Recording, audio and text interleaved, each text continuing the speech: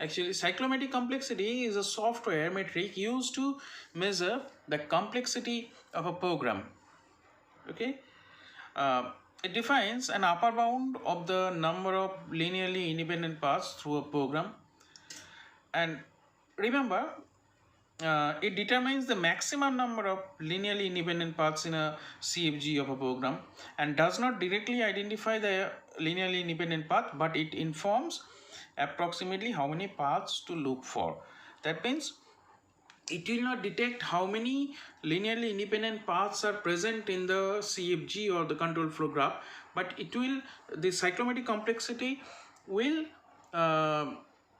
find or will define the maximum possible number of linearly independent path in a CFG. Okay, so the how to compute the value of the cyclomatic complexity for a program or a program segment. Okay, there are several methods. First of all, before going to that those methods, we have to know how to generate the CFG from the program. So as I have told you earlier that these are numbered, all the statements will be numbered first. According to these numbers, we have to draw the CFG. So each statement will be represented by each node, these numbers. Okay, and how the control will flow, just check. From 1 to 2 there is a linear path, okay, direct path.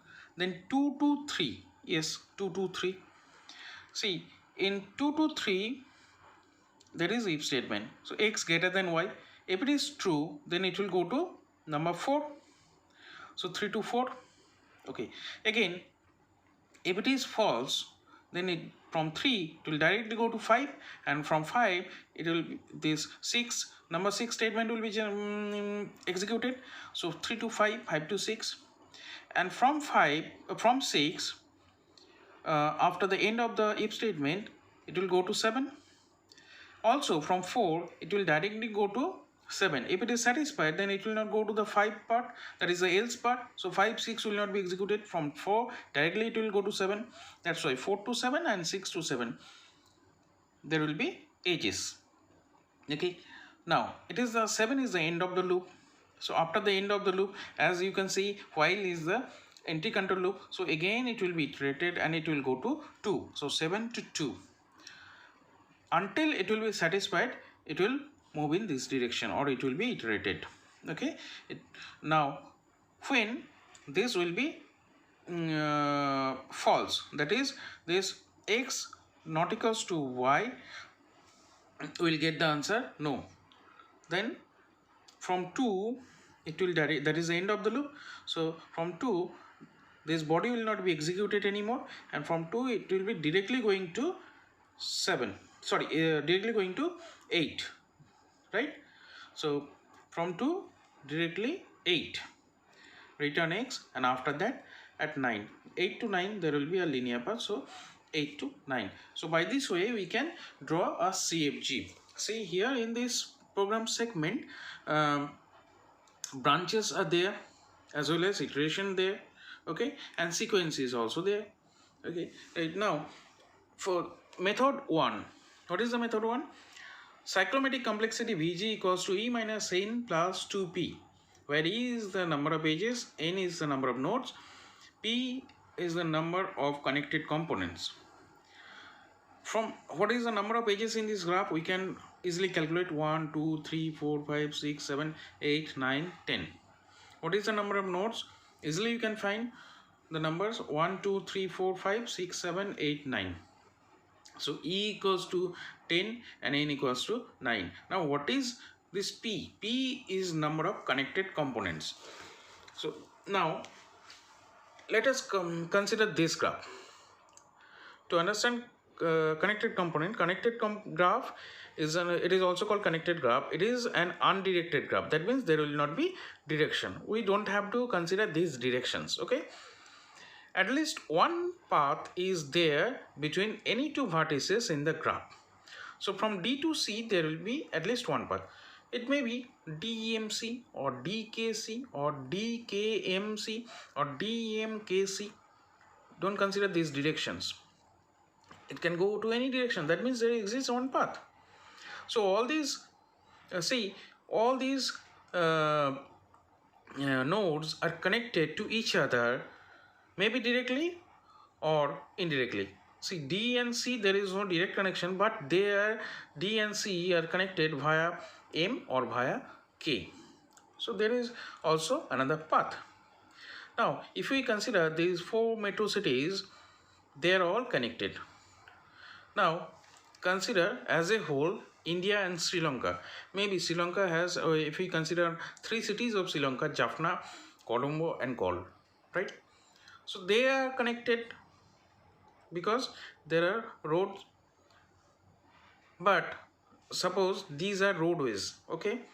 We are not considering the waterways or airways, only roadways, as we know that there is no road connection from India to Sri Lanka.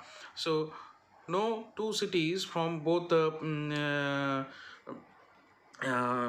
each one will be considered from each country, okay, one from India and one from Sri Lanka, they are not connected, okay. So DKMC, these are connected. Jaffna, Colombo, Galle, they are also connected. But as a whole, if we consider this graph, all the nodes are not connected. You can see the gap here, right? So here we can get 2 connected components. But in this program segment, we are getting only 1 connected component, because from any node to another node, you can have at least 1 path, okay. So if there exists at least 1 path between any 2 nodes, there will be that is connected graph, okay.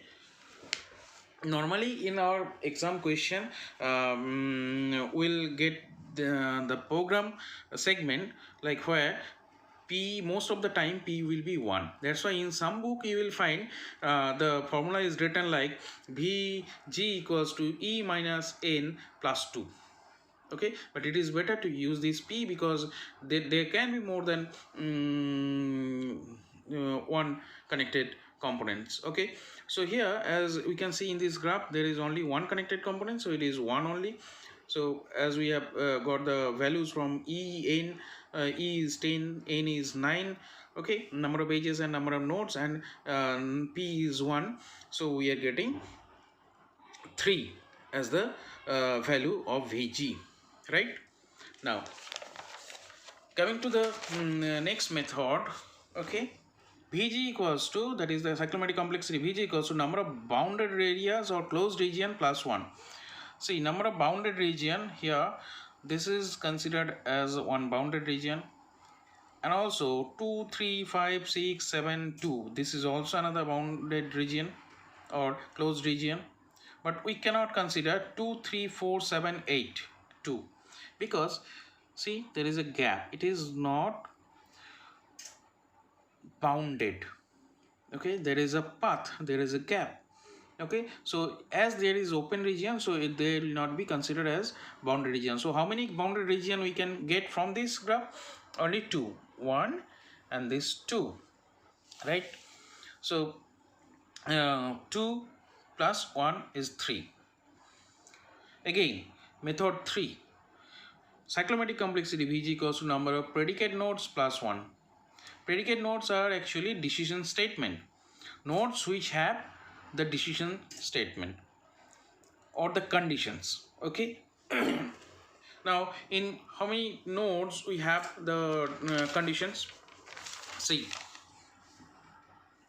node 2, it has a condition, node 3, it has also another condition, okay. So these two will be these two will be considered as predicate nodes.